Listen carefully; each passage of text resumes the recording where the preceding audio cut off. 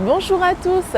Après avoir longuement traité le sujet de l'hiver sur nos précédentes vidéos que je vous invite à regarder, aujourd'hui sur Brown Santé et Bien-être, nous nous retrouvons pour parler du soleil, de ses conséquences et des moyens de les prévenir. Mais avant cela, place au générique.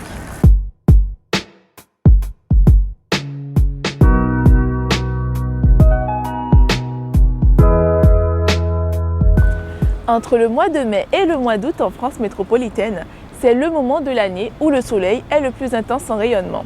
Nous pouvons avoir comme conséquence, suite à une exposition solaire prolongée, un coup de soleil, une insolation, une lucite, qui est une éruption cutanée de boutons ou de plaques rouges, pour les personnes sensibles des yeux, une photoophtalmie, ou encore pour celles qui ont des médicaments photosensibles, une réaction suite à l'exposition solaire.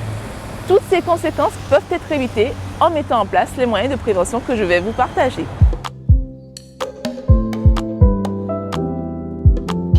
Le premier moyen de prévention est tout simplement d'éviter de sortir entre midi et 16 h car c'est le moment de la journée où le soleil est le plus intense. Pensez toujours à vous appliquer avant de sortir une protection solaire, de la crème, un lait, un spray, d'indice minimum 30. Aussi, pour ceux qui sont sensibles des yeux, les lunettes de soleil sont indispensables. Pour éviter la déshydratation, une bouteille d'eau dans le sac est toujours un moyen sûr.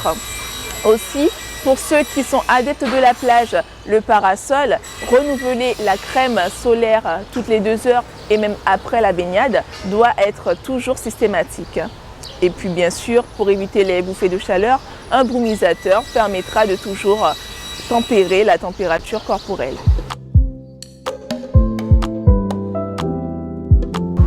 Si vous présentez une brûlure assez importante, que vous avez une montée extrême de température, que vous êtes très confus ou encore que vous avez une réaction due au soleil à cause d'un médicament ou d'un produit quelconque, pensez toujours à consulter le médecin.